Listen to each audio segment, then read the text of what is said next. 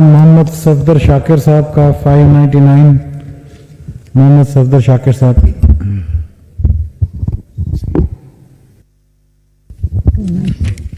شکریہ جناب چیئرمین. بسم اللہ الرحمن الرحیم. میں یہ تحریک پیش کرتا ہوں کہ اہمیت عامہ رکھنے والے فوری نوعیت کے معاملے کو زیر بحث لانے کے لیے جو اسمبلی کی فوری دخل اندازی کا متقاضی ہے.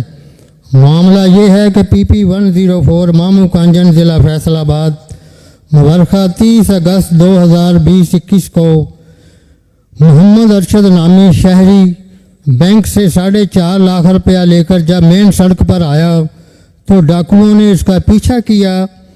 وہ ابراہیم ہاسپٹل مامو کانجن میں داخل ہو گیا. ڈاکوؤں نے ہسپتال میں داخل ہو کر فائرنگ کی اور وہاں سے رقم چھین کر فرار ہو گئے.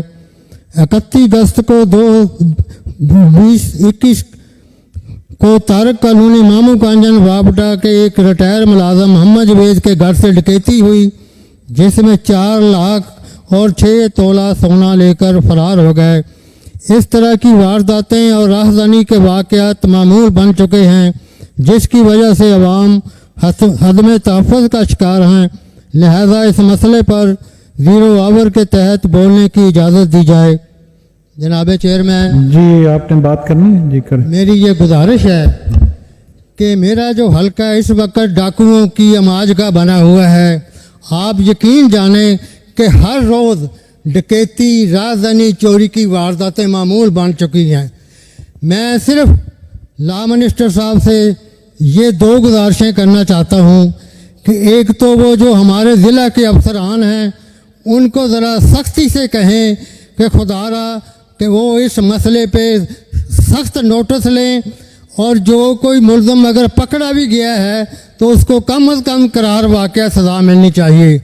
دوسری میری یہ ریکویسٹ ہے کہ مامو کانجن جو ٹاؤن کمیٹی ہے 40,000 کی آبادی ہے وہاں پہ ڈولفن فورس اس کا قیام اگر ہو جائے تو کم از کم عوام کو تحفظ مل جائے گا.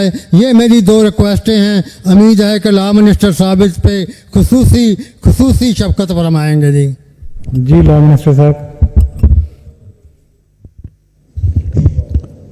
شکریہ جناب چیئرمین. جناب چیئرمین 2 مختلف واقعات ہیں جن کے متعلق معزز رکن نے اس معزز ایوان کی توجہ مبذول کروائی ہے اور دونوں درست ہیں سر.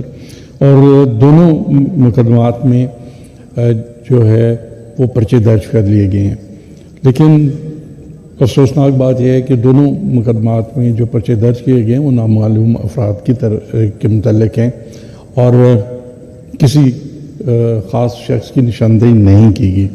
پہلا مقدمہ جو ہے مقدمہ نمبر 484 یہ 31/8 کو جناب چیئرمین درج ہوا اور اس میں جس طرح معزز رکن نے خود بھی فرمایا کہ اس میں کافی ہماری پیش رفت ہو چکی ہے. انشاءاللہ تعالیٰ بہت جلد ملزمان گرفتار ہو جائیں گے کیونکہ CDR کی مدد سے ہم نے کافی اس پہ کام کیا تھا اور ملزم گرفتار ہو جائیں گے. دوسرا مقدمہ جو ہے جناب چیئرمین 490 نمبر ہے 1921 کو یہ درج ہوا ہے اور اس میں صرف ہمیں فورینزک سے رپورٹ آنی ہے جو ہم نے مورخہ 1/9 کو بھیجی ہے سر. تو اس میں تھوڑا سا ٹائم لگ جاتا ہے. وہ جیسے ہمیں رپورٹ موصول ہوگی انشاءاللہ تعالیٰ دوسرے مقدمے میں پیش رفت ہوگی.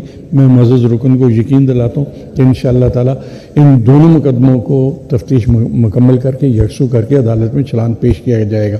جہاں تک انہوں نے مقامی افسران کے متعلق فرمایا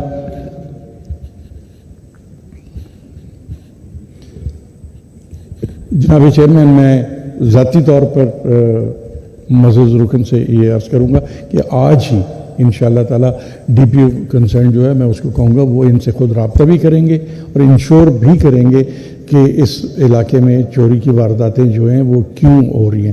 جہاں تک ڈالفن کی تعیناتی کا تعلق ہے اس میں گورنمنٹ کی ایک پالیسی ہے اور پالیسی یہ ہے سر کہ چونکہ وسائل کی کمی کی وجہ سے اور فورس کی کمی کی وجہ سے شاید ممکن نہ ہو لیکن اس کے باوجود میں یقین دلاتا ہوں کہ انشاءاللہ تعالیٰ ہم چیک کر لیتے ہیں. اگر وسائل نے اور نفری نے اجازت دی تو وہ بھی تعینات کر دی جائے گی. جی جواب آ گیا.